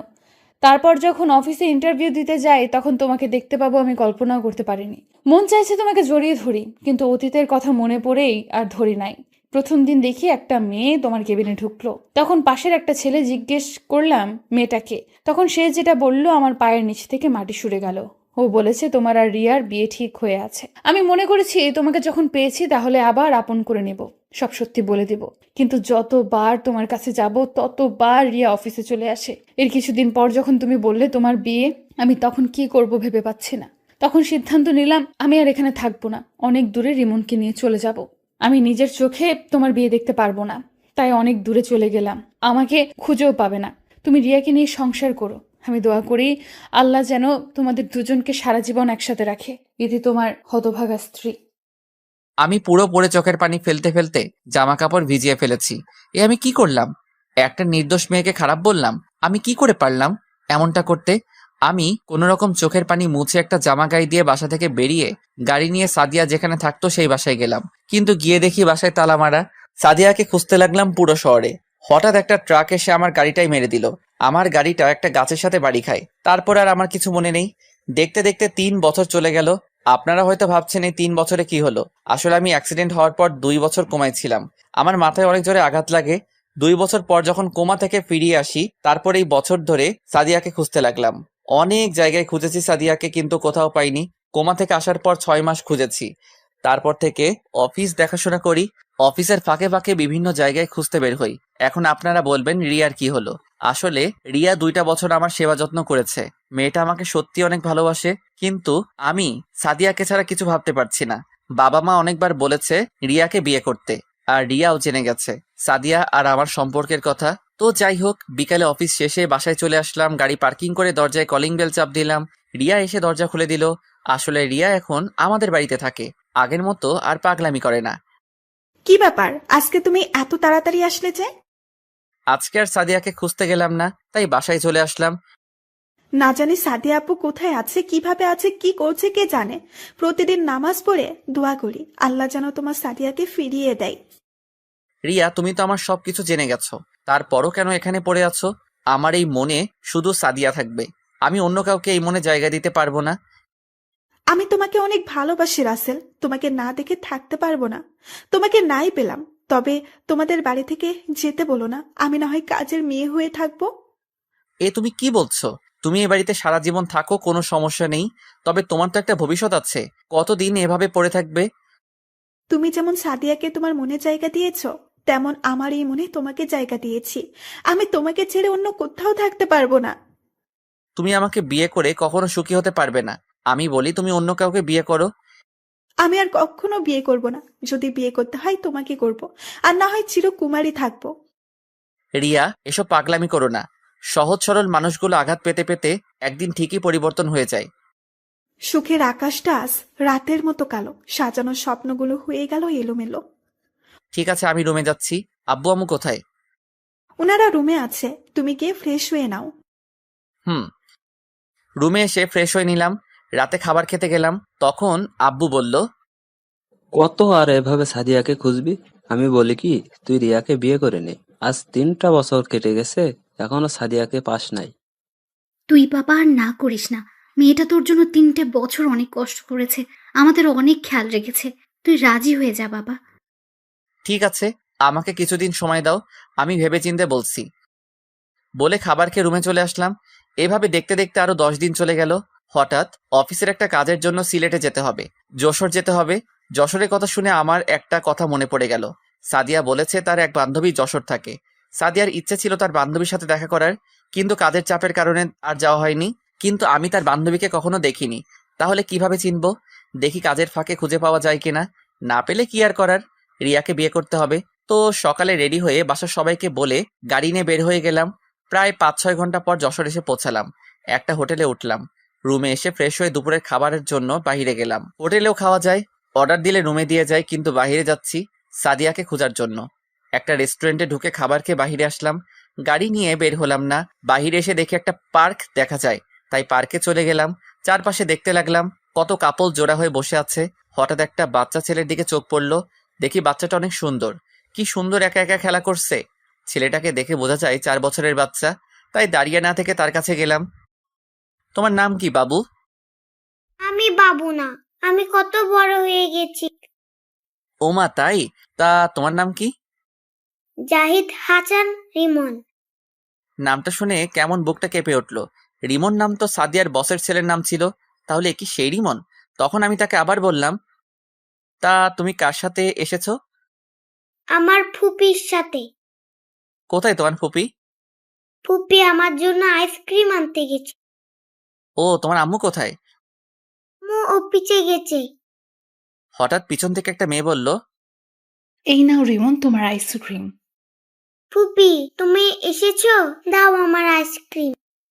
মেয়েটা রিমনকে আইসক্রিম দিল। আমাকে দেখে বলল, আপনি কে? আপনাকে তো ঠিক চিনতে পারলাম না। জি আমি রাসেল, আমি ঢাকা থেকে এসেছি। এখানে একটা অফিসে কিছু কাজ ছিল, তাই আসা আর কি। ও, আমি মিম, বর্তমানে একটা অফিসে কাজ করি, আর আমার স্বামী অন্য একটা অফিসে চাকরি করে। আজকে শরীরটা ভাল লাগছে না, তাই অফিসে যাইনি। রিমন বাহানা ধরলো সে একটু বাইরে ঘুরতে যাবে, তাই তাকে নিয়ে পার্কে আসলাম। আচ্ছা, রিমনের বাবা কোথায়? ও তো বলল ওর মা অফিসে চাকরি করে, তাহলে বাবা কোথায়? ওর বাবা থেকেও নেই। মানে? আমি এখন কিছু বলতে পারবো না, আমার বাসায় যেতে হবে। রিমনের মা আর আমার স্বামী অফিস থেকে আসার সময় হয়ে গেছে, আপনাকে অন্য এক সময় বলবো। আর কোনো কথা না বলে মিমে রিমনকে নিয়ে চলে গেল। আমার কেমন জানি মনে হচ্ছে এই সেই রিমন। আর কিছু না ভেবে হোটেলে চলে আসলাম। পরের দিন সকালে ঘুম থেকে উঠে ফ্রেশ হয়ে বাইরে এসে গাড়ি নিয়ে যে অফিসে কাজের জন্য আসলাম সেই অফিসে চলে গেলাম। অফিসের ভিতরে ঢুকে পিয়নকে বললাম, বসের কেবিন কোনটা? পিয়ন আমাকে বসের কেবিন দেখিয়ে দিল। আমি বসের কেবিনের সামনে গিয়ে দাঁড়ালাম আর বললাম, আসতে পারি ভিতরে? আরে রাসেল সাহেব যে, আসুন। আমার কত বড় সৌভাগ্য আপনার মতো একজন বিজনেসম্যানের সাথে কাজ করব। আপনি আমার থেকে বড়, সো আমাকে আপনি না করে তুমি করে বললে খুশি হব। ওকে ঠিক আছে, তা বলো চা না কফি কোনটা? চা হলে চলবে। তারপর তিনি পিয়নকে ডাক দিলেন, 2টা চা নিয়ে আসতে বললেন। কিছুক্ষণ পর পিয়ন চা দিয়ে গেল। দুজনে চা খেতে খেতে কাজের সম্বন্ধে কথা বললাম। সবকিছু ঠিক করে কেবিন বাইরে আসতেই ঠাস একটা মেয়ের সাথে ধাক্কা খেয়ে পড়ে গেলাম। আমি তাড়াতাড়ি উঠে গেলাম। মেয়েটাও উঠিয়ে শাড়ি ঠিক করতে লাগলো। এখনো মেয়েটার চেহারা দেখি নাই, কারণ মেকআপ পরে আছে। সরি, আমি খেয়াল করি নাই। মেয়েটা আমার দিকে তাকিয়ে আছে। চোখের দিকে তাকিয়ে দেখি চোখ দিয়ে পানি পড়ছে। আমার কেমন যেন চেনা চেনা লাগছে। আমি আবার বললাম, আপনি কান্না করছেন কেন? চোখে কি যেন পড়েছে। ওর কণ্ঠ কেমন যেন চেনা চেনা লাগছে। ও আচ্ছা, আপনি অফিসে মেকআপ পরে থাকেন সব সময়? আমার এই চেহারা শুধু আমার স্বামী ছাড়া আর কেউ দেখতে পারবে না। আপনার স্বামী কোথায়? আর আপনার নাম কি? আমার মিতু, আমার স্বামী আর একটা বিয়ে করছে, সে আমার সাথে থাকে না। আপনি? আমি রাসেল, একটা কাজের জন্য এই অফিসে আসা। আপনার বউ বাচ্চা তারা? আমার বউ আমার ভালোর জন্য আমাকে ছেড়ে চলে গেছে। তারপর আপনি বিয়ে করছেন না? আমার জীবনে সাদিয়া ছাড়া অন্য কেউ আসবে না। ওকে আজ একটা বছর ধরে খুঁজেছি, কিন্তু কোথাও পাইনি। আপনার বউ আপনাকে ছেড়ে গেছে আজ 1 বছর হয়েছে। না, আজ 3 বছর। তাহলে 2 বছর কি হয়েছে আপনার? তাহলে শুনুন। তারপর সবকিছু খুলে বললাম। দেখি মেয়েটা বারবার চোখের পানি মুছতে আসছে। আপনি কান্না করছেন কেন? আপনার কথাগুলো শুনে। আচ্ছা, পরে কথা বলবো, আমি এখন যাই। এখন কোথায় যাবেন? এখানে একটা হোটেলে উঠেছি, কাজ শেষ হলে ঢাকায় ফিরে যাব। ও আচ্ছা, ঠিক আছে, যান। আমি আর কোনো কথা না বলে হোটেলে চলে গেলাম। তারপর ফ্রেশ হয়ে দুপুরের খাবার খেয়ে একটা ঘুম দিলাম। বিকেলে ঘুম থেকে উঠতে দেখি একটা মেয়ে আমাকে জড়িয়ে ধরে শুয়ে আছে। চুলের জন্য মেয়েটার চেহারা দেখা যায় না। আমি আস্তে করে যেই না চুলগুলো মুখের সামনে থেকে সরিয়ে চেহারা দেখলাম, তার চেহারা দেখে আমি মোটেও প্রস্তুত ছিলাম না। কি ভাবছেন সাদিয়া? আরে না, রিয়া। রিয়া কখন আসলো? তার চেয়ে বড় কথা হলো, রিয়া আমার রুমে ঢুকলো কিভাবে? আর প্রায় বাড়িতে থাকলে রাতে এসে আমাকে জড়িয়ে ধরে শুয়ে থাকে। আমি অনেকবার রিয়াকে মানা করছি, কিন্তু সে আমার কথা শুনে না। তার নাকি আমাকে জড়িয়ে ধরে শুয়ে থাকতে ভালো লাগে। তারপর থেকে আমি তাকে আর কিছু বলি না। তো যাই হোক, আমি রিয়াকে বুকের উপর থেকে সরিয়ে দিলাম। রিয়ার ঘুমটা ভেঙে গেল। তুমি এখানে কেন? আর কখন আসলে? আমার রুমে ঢুকলে কিভাবে? আস্তে আস্তে, এতগুলো প্রশ্ন একসাথে করলে কোনটা আগে বলবো? ওকে বলো। বাসার থেকে তুমি চলে আসার পর বাসাটা কেমন যেন ফাঁকা ফাঁকা লাগছে। তোমাকে ছাড়া আমি থাকতে পারি না। গতকাল তুমি আঙ্কেল আন্টির সাথে কথা বলার সময় আমি জানতে পারি তুমি এখানে আছো, তাই সকালে কাউকে না বলে সোজা এখানে চলে আসি। তা বুঝলাম, কিন্তু আমার রুমে ঢুকলে কিভাবে? চাবি তো আমার কাছে ছিল। ম্যানেজারকে বলেছি আমি তোমার আত্মীয় এবং তোমার বাবা মা, তুমি আর আমি একসাথে ছবি তুলেছি, ওগুলো ম্যানেজারকে দেখিয়েছি। তারপর তিনি এক্সট্রা চাবি দিয়ে দরজা খুলে দিল। আসবে যখন তাহলে আমি আসার সময় বলো নাই কেন? তাহলে দুজনে একসাথে আসতাম। বলি নাই বেশ করেছি, আমার অনেক খিদে লেগেছে, তুমি খাবার নিয়ে আসো, আমি ফ্রেশ হয়ে আসছি। চলো বাইরে গিয়ে রেস্টুরেন্টে খাবার খাবে আর সিলেট শহরটা ঘুরে দেখবে। আসলে বাইরে গেলে সাদিয়াকে খুঁজতে পারবো, তাই বললাম। ঠিক আছে, আমি ফ্রেশ হয়ে আসছি, আমি আসার পর তুমি ফ্রেশ হবে। বলে রিয়া ওয়াশরুমে চলে গেল। কিছুক্ষণ পর রিয়া ফ্রেশ হয়ে বের হলো। তারপর আমি ঢুকে ফ্রেশ হয়ে এসে দুজনে হোটেল থেকে বেরিয়ে গাড়ি নিয়ে একটা রেস্টুরেন্টে চলে গেলাম। রেস্টুরেন্টে ঢুকে একটা টেবিলে চেয়ার টেনে বসলাম। রিয়া আমার পাশে একটা চেয়ার টেনে বসলো। রিয়া তার মতো করে অর্ডার দিল। কিছুক্ষণ পর ওয়েটার খাবার দিয়ে গেল। দুজনে খেতে লাগলাম। হঠাৎ একটা টেবিলে চোখ পড়লো। দেখি অফিসের সেই মেয়েটা আমার দিকে তাকিয়ে আছে। আপনারা হয়তো ভাবছেন আমি কি করে চিনলাম। আসলে মেয়েটা সেই অফিসের ড্রেস পরা অবস্থায় আছে, তাই চিনতে ভুল হয় নাই। রিয়া তুমি একটু বসো, আমি আসছি। কোথায় যাচ্ছ তুমি? এসে বলবো। বলে মেয়েটার কাছে চলে আসলাম। আমিও না খালি মেয়ে মেয়ে করছি। সকালে নাম বলছি, এখনই ভুলে গেছি। কি যেন নাম? ও মনে পড়ছে, মিতু। আমি মিতুর সামনে গিয়ে বললাম, আপনি এখানে কারোর জন্য অপেক্ষা করছেন নাকি? না, আসলে আমার এক বান্ধবী আসবে, তার জন্য অপেক্ষা করছি। আপনি এখানে? এখানে খাবার খাওয়ার জন্য এসেছি, সাথে আমার বাবার বন্ধুর মেয়ে রিয়া বাসা থেকে কাউকে না বলে এখানে চলে এসেছে, তাই তাকে সাথে করে নিয়ে আসলাম। সরি রে সাদিয়া, আসতে লেট হয়ে গেছে। না, সমস্যা নেই বস। আপনি এখানে? আমি এখানে খাবার খাওয়ার জন্য এসেছি, কিন্তু ওনার নাম মিতু। আপনি তাকে সাদিয়া বললেন কেন? আসলে আমার আরেক নাম সাদিয়া, আমাকে সাদিয়া বলে ডাকে। ওনার সাথে গতকাল পার্কে দেখা হয়েছে, ওখান থেকে চিনি। ও আচ্ছা মিম, রিমন কোথায়? ওকে তো দেখছি না। আসলে ও বাসায় মিমের জামাইয়ের সাথে আছে। আর রিমনকে আপনি চিনেন কিভাবে? গতকাল মিমের সাথে ছিল। তোকে বলছি না রিমনকে নিয়ে বের হতে না? আমার কি দোষ? তোর ছেলে বলেছে আইসক্রিম খাবে, তাই নিয়ে এসেছে। তাহলে রিমন আপনার ছেলে? রিমন আমার ছেলে। তাহলে ওর বাবা কোথায়? আই মিন আপনার স্বামী কোথায়? আমার স্বামী নেই, ওর ভালোর জন্য ওকে ছেড়ে দিয়েছি। কেন? সেটা আমি বলতে পারবো না। ঠিক আছে, ভালো থাকবেন। মিম, চল, দেরি হলে রিমন কান্না করবে। ঠিক আছে, চল। আর আপনি ভালো থাকবেন। আপনার সাথে কথা বলে অনেক ভালো লেগেছে। আপনারাও ভালো থাকবেন। মিতু আর মিম রেস্টুরেন্ট থেকে বেরিয়ে গেল। আমার কেন জানি মনে হচ্ছে মিতু আমার কাছে কিছু লুকাচ্ছে। কে এই মিতু? আবার তার নাম সাদিয়াও বলল। আমি চিন্তায় পড়ে গেলাম, এই মিতু কি আমার সাদিয়া? আমি তার চেহারা দেখতে হবে। আপনারা হয়তো বলবেন আমি তার কণ্ঠ শুনে বুঝতে পারলাম না কেন। আসলে তার কণ্ঠ সাদিয়ার মতো লাগছে না, তাই চিনতে পারছি না। আর কোনো কিছু না ভেবে রিয়ার কাছে চলে গেলাম। ওরা কে? আর এতক্ষণ কি কথা বলছো? তেমন কোনো কথা বলি নাই। ওই মেয়েটার সাথে সকালে যে অফিসে কাজের জন্য আসছিলাম, ওখানে কথা হয়েছে, তাই জিজ্ঞেস করতে গেলাম এখানে কি করছো। ও আর কোনো কথা না বলে খাবার খেয়ে রেস্টুরেন্ট থেকে বেরিয়ে গাড়ি নিয়ে হোটেলে চলে আসলাম। পরের দিন শুক্রবার ছিল। সকালে ঘুম থেকে উঠে ফ্রেশ হয়ে বাহিরে চলে আসলাম হাঁটার জন্য। রিয়া এখনো ঘুমিয়ে আছে। আপনারা এখন বলবেন রাতে রিয়া কোথায় ঘুমাইছে? রিয়া আর আমি এক খাটে ঘুমিয়েছি, কিন্তু মাঝখানে কোলবালিশ দিয়ে। রিয়া রাতে কোলবালিশ সরিয়ে আমাকে জড়িয়ে ধরে শুয়েছিল। আমি তাকে বলছি আরেকটা রুম নেওয়ার জন্য, কিন্তু সে একা ঘুমাবে না। তো যাই হোক, হাঁটতে হাঁটতে হঠাৎ দেখি রিমন একটা বাসার সামনে বল নিয়ে খেলছে, তাই আমি তার কাছে গেলাম। রিমন আমাকে দেখে বলল, কেমন আছেন? আমি ভালো আছি, তুমি কেমন আছো? আমি ভালো আছি আঙ্কেল। তুমি এখানে একা একা খেলা করছো কেন? আর এটা কার বাসা? এটা আমাদের বাসা, আমরা এই বাসায় থাকি। তোমার আম্মু আর ফুপি কোথায়? তারা বাসার ভিতরেই আছে, চলুন আমার সাথে। আজকে যাব না, অন্য একদিন যাব। আমি কোনো কথা শুনবো না, আপনি আমার সাথে ভিতরেই যাবেন।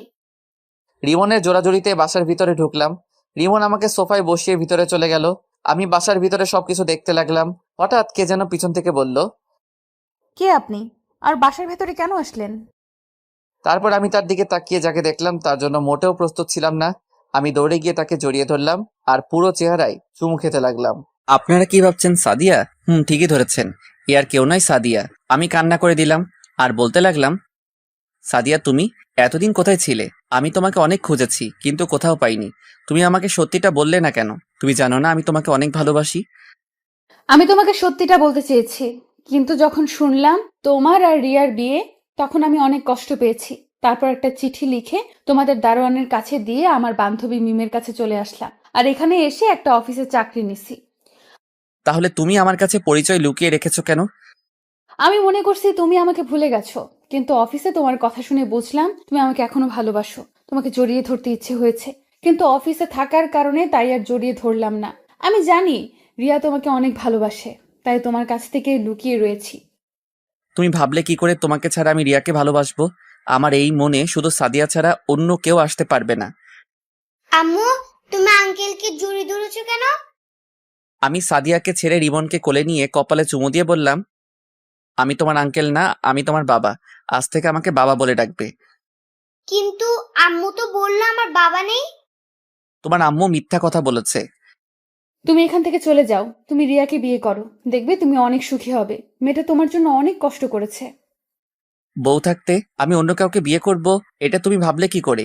আমি কাউকে বিয়ে করতে পারবো না। আমি তোমাকে নিয়ে আবার সংসার শুরু করব। কিন্তু তোমার বাবা মা আমাকে আর রিমনকে কখনো মেনে নেবে না। সেটা নিয়ে তোমাকে ভাবতে হবে না। আমি তোমাকে আর রিমনকে নিয়ে আজই বাসায় চলে যাব। কিন্তু আর কোনো কিন্তু নয়, যাও সবকিছু গুছিয়ে নিয়ে আসো। সাদিয়া আর কোনো কথা না বলে রুমে চলে গেল। তারপর সাদিয়া আর রিমনকে নিয়ে হোটেলে চলে আসলাম। মিম আর মিমের স্বামীকে ধন্যবাদ দিয়ে আসলাম, তাদের কাছ থেকে বিদায় নিয়ে আসলাম। রুমের সামনে এসে দরজা টোকা দিলাম। রিয়া এসে দরজা খুলে দিল। আমার সাথে সাদিয়া এবং রিমনকে দেখে অবাক হয়ে তাকিয়ে আছে। আরে সাদিয়া আপু না, এতদিন কোথায় ছিলে? তুমি জানো তোমাকে খুঁজতে গিয়ে রাসেলের কি হয়েছে? সবকিছু জানি, আর এখন পর্যন্ত বেঁচে আছে তোমার কারণে। তুমি যদি তার সেবা যত্ন না করতে তাহলে রাসেল এত তাড়াতাড়ি সুস্থ হয়ে উঠতে পারতো না। আমি আমার কর্তব্য পালন করছি। বাইরে কেন, ভিতরে আসো। আর ওকে, ও আমার ছেলে রিমন। তুমি যাও, সবকিছু গুছিয়ে নাও, আমরা আজকে বাসায় চলে যাব। ঠিক আছে। বলে রিয়া সবকিছু গোছাতে লাগলো, কিন্তু রিয়ার চোখে পানি দেখতে পেলাম। হয়তো আমি সাদিয়াকে ফিরে পেয়েছি এই জন্য, নাকি অন্য কিছু, এখন এসব নিয়ে ভাবা যাবে না। তারপর সবাই গাড়িতে এসে বসলো। রিয়া পিছনের সিটে বসলো আর সাদিয়া আমার সাথে সামনের সিটে বসলো রিমনকে নিয়ে। 5-6 ঘন্টা পর ঢাকায় এসে পৌঁছে গেলাম।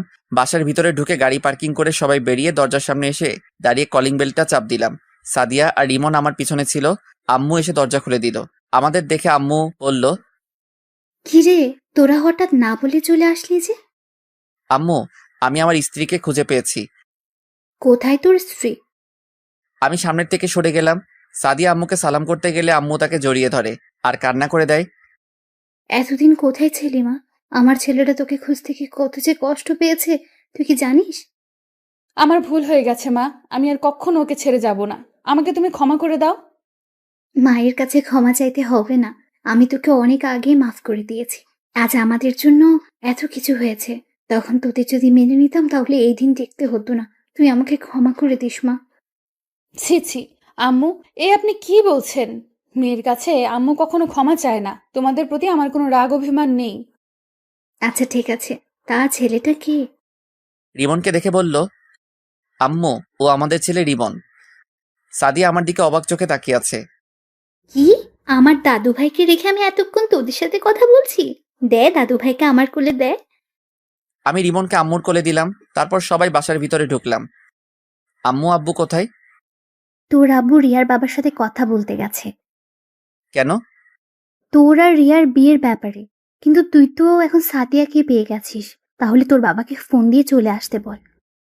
ফোন করতে হবে না, রিয়ার সাথে রাসেলের বিয়ে হবে। সাদিয়া তুমি কি পাগল হয়ে গেছো? তুমি থাকতে আমি রিয়াকে কেন বিয়ে করব? কারণ রিয়া তোমাকে ভালোবাসে। আমি আর রিয়া মিলে তোমার সাথে সংসার করব। প্লিজ তুমি না করো না। বৌমা, তুমি কি বলছো? আমি ঠিকই বলছি আম্মু। রিয়া না থাকলে রাসেল এত তাড়াতাড়ি সুস্থ হয়ে উঠতো না। রিয়া সবসময় রাসেলের সাথে ছিল। আমি চাই দুজনে সব সময় রাসেলের সাথে থাকতে। কিন্তু তোমার শ্বশুর কি রাজি হবে? আমরা সবাই মিলে বললে রাজি হবে। প্লিজ আম্মু, তুমিও রাজি হয়ে যাও। ঠিক আছে, আমি রাজি। তোমার যা মন চায় করো। ঠিক আছে আম্মু।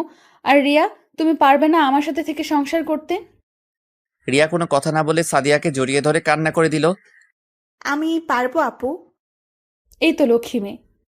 আরো কিছুক্ষণ কথা বলে আমি আর সাদিয়া নিজের রুমে চলে আসলাম। রিমনকে আম্মু সাথে করে নিয়ে গেল। তারপর ফ্রেশ হয়ে খাবার খেয়ে রুমে চলে আসলাম। সন্ধ্যায় আব্বু বাসায় আসলো। কিছুক্ষণ পর আম্মু এসে ডেকে গেছে। আমি আর সাদিয়া একসাথে নিচে আব্বুর সামনে গেলাম। সাদিয়া আব্বুর পা ধরে সালাম করলো। সাদিয়া মা, তুমি আমাকে ক্ষমা করে দিও। আমার জন্য আজ তোমাদের এই অবস্থা হয়েছে। এ কি বলছেন আব্বু? বাবা হয়ে কখনো মেয়ের কাছে ক্ষমা চাইতে হয় না।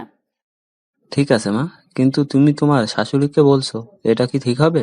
বাইরের মানুষ কি বলবে? তাদের কথায় আমাদের কিচ্ছু আসে যায় না।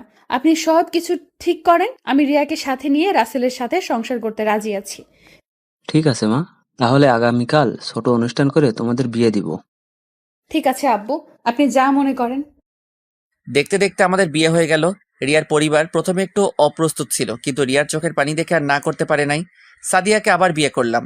দুই বউ রুমে বসে আছে। আমি রুমে ঢুকে দরজা লাগিয়েছিলাম। বাহ বাহ, দুই বউ খাটের উপর ঘোমটা দিয়ে বসে আছে। রিমন আব্বু আম্মুর সাথে ঘুমিয়ে পড়েছে। আমাকে দেখে দুই বউ খাট থেকে নেমে আমার পা ধরে সালাম করলো। আমি দুজনকে জড়িয়ে ধরলাম। তারপর দুই বউ আর আমি উজু করে এসে 2 রাকাত নফল নামাজ আদায় করলাম। সাদিয়া আর রিয়া খাটে গিয়ে বসলো। আমিও খাটে গিয়ে বসলাম। আগে সাদিয়ার ঘোমটা তুললাম। সাদিয়াকে অনেক সুন্দর লাগছে। এবার রিয়ার ঘোমটা তুললাম। বাহ, যেন একটা পরী। আমি তাদের দুজনের দিকে তাকিয়ে দেখতে লাগলাম। সাদিয়া আর রিয়া যেটা করলো তার জন্য মোটেও প্রস্তুত ছিলাম না। দুজনে আমাকে খাটে ফেলে দিয়ে পুরো শরীরে কিস করতে লাগলো। ভাই, জীবনে বাচ্চা থাকলে দুজনকে কখনো বিয়ে করবেন না। এভাবে কি খালি তাকিয়ে থাকবে? বাসর করবে না? তোমরা দুজন একসাথে আমার যে অবস্থা করলে, আমার বাসর করা মিটে গেছে। তোমরা আমাকে ছেড়ে দাও। তুমি বললে তো আর হবে না, আমাদের একটা বাংলাদেশ টিম লাগবে। তাহলে তো আমাকে অনেক পরিশ্রম করতে হবে। করতে হলে করবে। ঠিক বলছো, এখন আমাদের আদর করো। আমি পারবো না, আমি এখন ঘুমাবো। এটা বললে তো আর হবে না। তোমার কাজ শুরু করে দাও। তারপর আর কি, দুজনকে খাটে ফেলে দিয়ে আমার কাজ শুরু করে দিলাম। আরে ভাই, আর সামনে দেখতে হবে না, বিয়ে করে দেখে নিবেন আমি কি করছি। সকালে ঘুম থেকে উঠে দেখি দুজনে আমাকে জড়িয়ে ধরে শুয়ে আছে। দুজনকে দেখতে একদম পরীর মতো লাগছে। হঠাৎ রিয়ার পেটের উপর দেখি কিছু নেই। আমি রিয়ার পেটের উপর হাত বোলাতে লাগলাম। রিয়া কেঁপে উঠলো।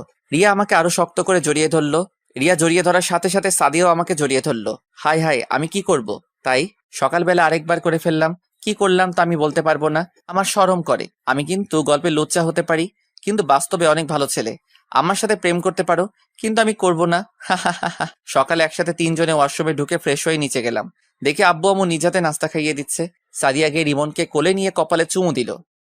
আম্মু, তুমি আমাকে রাতে তোমার কাছে নিলে না কেন? তুমি জানো না আমি তোমাকে ছাড়া ঘুমাইতে পারি না। তুমি তোমার দাদা দাদির রুমে ঘুমিয়ে গেছো, তাই তোমাকে আর নিয়ে যাইনি বাবা। ঠিক আছে, কোন থেকে আমাকে তোমার সাথে ঘুমাইতে নিয়ে যাবে? ঠিক আছে বাবা, এখন থেকে তুমি তোমার আম্মুর সাথে ঘুমাবে। এভাবে দেখতে দেখতে 2 বছর চলে গেল। আমি এখন অফিস দেখাশোনা করতে ব্যস্ত থাকি, আর সাদিয়া আমার সাথে অফিস দেখাশোনা করে। রিয়া বাসায় মা বাবা আর রিমনের খেয়াল রাখে, আর রিয়া এখন প্রেগনেন্ট। অফিসে বসে কাজ করতে আসি, হঠাৎ আম্মু ফোন দিল। হ্যালো আম্মু, বলো। তুই আর সাথিয়া এক্ষুনি হাসপাতালে চলে আয়। রিয়ার ব্যথা উঠেছে, তাই তোর বাবা আর আমি রিয়াকে হাসপাতালে নিয়ে এসেছি। ঠিক আছে আম্মু, আমি আর সাদিয়া এখনই আসতেছি। ফোনটা কেটে সাদিয়াকে কল দিয়ে বললাম আমার কেবিনে আসতে। কিছুক্ষণ পর সাদিয়া আমার কেবিনে আসলো। বলো, কেন ডেকেছো? আমাদের এখন হাসপাতালে যেতে হবে। কেন? কার কি হয়েছে? রিয়ার ব্যথা উঠেছে, তাকে নিয়ে আব্বু আম্মু হাসপাতালে নিয়ে গেছে। ঠিক আছে, চলো। তারপর দুলাভাইকে সব বুঝিয়ে দিয়ে আমি আর সাদিয়া অফিস থেকে বেরিয়ে গাড়ি নিয়ে হাসপাতালে চলে গেলাম। ভিতরে ঢুকে দেখি আম্মু আব্বু বাহিরে দাঁড়িয়ে আছে, আর সাথে রিমনও আছে। কি হয়েছে আম্মু, রিয়া কোথায়? ডাক্তার রিয়াকে ভেতরে নিয়ে গেছে, এখনো বের হয়নি ডাক্তার। কিন্তু রিয়া তো ডেলিভারি ডেট আরো দেরি আছে, এত তাড়াতাড়ি ব্যথা ওঠার কারণ কি? আসলে রিয়া সকালে সিঁড়ি দিয়ে নামতে গিয়ে পড়ে গেছে, পড়ে অনেক ব্যথা পাই, তাই আমি অ্যাম্বুলেন্স ফোন দিয়ে নিয়ে আসি, তারপর তাকে হাসপাতালে নিয়ে আসি। কিন্তু রিয়া উপর থেকে কেন নিচে নামতে গেল? তাকে দেখাশোনা করতে তো বাসায় লোক ছিল। সেটা তো আমি বলতে পারবো না। হঠাৎ ডাক্তার কেবিন থেকে বেরিয়ে আসলো। ডাক্তার, রিয়ার এখন কি অবস্থা? দেখুন, আমরা অনেক চেষ্টা করছি, কিন্তু কিন্তু কি ডাক্তার? আমরা অনেক চেষ্টা করতেছি। আপনার স্ত্রীর আগে একটা কিডনি নষ্ট ছিল, এখন দ্বিতীয় যেটা ছিল সেটা দিয়ে এতদিন বেঁচে ছিল। আমাদের পক্ষে আপনার স্ত্রীকে বাঁচানো সম্ভব না, আমরা আপনার মেয়েকে বাঁচাতে সম্ভব হয়েছি। কিন্তু রিয়া তো আমাদের কিছু বলে নাই। সেটা আমি বলতে পারবো না। আপনারা সাদিয়াকে দুজনকে রিয়া ভিতরে যেতে বললো। আমি আর দাঁড়িয়ে না থেকে ভিতরে চলে গেলাম। আমার সাথে সাদিয়াও ঢুকলো। ভিতরে ঢুকে দেখি রিয়া চোখ দুটো বন্ধ করে শুয়ে আছে। তার পাশে আমার মেয়েটা শুয়ে আছে আর কান্না করছে। সাদিয়া গিয়ে মেয়েটাকে কোলে নিল। তারপর সে কান্না করে বন্ধ করে দিল। আমি গিয়ে রিয়ার হাতে হাত ধরলাম। রিয়া চোখ খুলে দেখে আমি আর সাদিয়া। সাদিয়া দাঁড়িয়ে কান্না করে চোখের পানি দিয়ে পুরো জামা ভিজে ফেলছে। আব্বু আম্মু তো এ কথা শুনে নিচে বসে কান্না করা শুরু করে দিছে। আমার চোখ দিয়ে পানি পড়তে লাগলো। রিয়া হাতের ইশারায় সাদিয়াকে আমার পাশে আসতে বলল। সাদিয়া আমার পাশে আসার পর রিয়া বলল, তোমরা আমার উপর রাগ করে আছো তাই না? তুমি কেন আমাদের কাছে এ কথা লুকালে রিয়া? আমরা কি তোমাদের চিকিৎসা করাতে পারতাম না? আমি নিজেও বলতে পারবো না। আমার যে কিডনি নষ্ট হয়ে গেছে। একদিন হঠাৎ আমার কাছে কেমন খারাপ লাগছে, তাই কাউকে না বলে ডাক্তারের কাছে আসি। ডাক্তার আমাকে পরীক্ষা করে দেখে আমার একটা কিডনি নষ্ট হয়ে গেছে। তারপর আমি চিন্তা করলাম আমার তো আরেকটা কিডনি ভালো আছে, তাই নিয়ে জীবনটা কাটিয়ে নেব। কিন্তু হঠাৎ যে আমার এই কিডনিটা নষ্ট হয়ে যাবে আমি ভাবতে পারি নাই। তুমি আমাকে একটাবার বলতে। বলি নাই, আমি মনে করছি ঠিক হয়ে যাবে। আল্লাহ মনে হয় তোমাদের সাথে রাখতে চায় না আমাকে, তাই হয়তো আমাকে নিয়ে যাচ্ছে। তোমাকে আমরা কোথাও যেতে দিব না। তুমি ভালো হয়ে যাবে। দরকার হয় আমার কিডনি দিয়ে তোমাকে সুস্থ করে তুলবো। এখন আর আমার হাতে সময় নেই। আল্লাহ তোমাদের সাথে কিছু কথা বলার জন্য হয়তো এখনো রুহুটা নিয়ে যায় নাই। প্লিজ তুমি এমন কথা বলো না। তোমাকে আমি সুস্থ করে তুলবো। সাদিয়া, তোমার হাতটা একটু দাও তো। সাদিয়া রিয়ার হাতে হাত দিল। রিয়া আমার হাত আর সাদিয়ার হাত একসাথে মিলিয়ে বলতে লাগলো, সাদিয়া, তুমি আমার জানটাকে দেখে রেখো। ও তোমাকে অনেক ভালোবাসে, ওকে কখনো কষ্ট দিও না। আর তুমি সাদিয়াকে কখনো কষ্ট দিও না। তোমরা দুজনে সুন্দর করে জীবনটা সাজিয়ে নেবে। আর আমার মেয়েকে নিজের মেয়ে মনে করে লালন পালন করবে। কথা দাও আমার কথাগুলো মেনে চলবে। আমরা তোমার কথাগুলো মেনে চলবো। আমি এখন চিন্তামুক্ত হলাম। তোমরা সবাই ভালো থেকো, বাবা মার সেবা করো। রাসেল, আমাকে একটু জড়িয়ে ধরবে? বলতে দেরি আমি রিয়াকে জড়িয়ে ধরলাম। হঠাৎ রিয়ার কথা বন্ধ হয়ে গেল। আমি রিয়াকে ধরে চিৎকার করে কাঁদতে লাগলাম। আমার কান্না শুনে বাহিরের আব্বু আম্মু এবং রিয়ার আব্বু আম্মু এবং তার বড় ভাই ভিতরে আসলো। সবাই কান্না করতে লাগলো। তারপর রিয়ার মরা দেহটা নিয়ে বাসায় চলে আসলাম। পরে জানাজা সম্পন্ন করে বাসার পাশে দাফন করা হলো। পুরো বাসা কেমন যেন পাকা পাকা লাগছে। আমি রুমে বসে নীরবে কান্না করতে লাগলাম। হঠাৎ সাদিয়া আমার মেয়েটাকে এনে আমার কাছে দিল। কি সুন্দর একটা পরীর মতো। আমি মেয়েটার কপালে চুমু দিয়ে বুকে জড়িয়ে ধরে কান্না করে দিলাম। এভাবে দেখতে দেখতে 2 মাস চলে গেল। এখন সব আগের মতো সবকিছু স্বাভাবিক হয়ে আছে। আমার মেয়ের নাম রাখা হয়েছে সিনথিয়া। সাদিয়া সিনথিয়া নিজের মেয়ের মতো লালন পালন করে। আর ইমনকে একটা স্কুলে ভর্তি করিয়ে দিচ্ছি। দুলাভাই এখন নিজেই ব্যবসা দিচ্ছে। আপুকে নিয়ে তারা নতুন একটা ব্যবসা কিনছে, ওটাই থাকে। এখন আমি অফিসের কাজে ব্যস্ত থাকি, সাদিয়া বাসার কাজ সামলাতে ব্যস্ত থাকে। আপনারা হয়তো জানেন সাদিয়া কখনো মা হতে পারবে না, তো সবাই আমাদের জন্য দোয়া করবেন। আমরা যেন সুখে শান্তিতে বসবাস করতে পারি।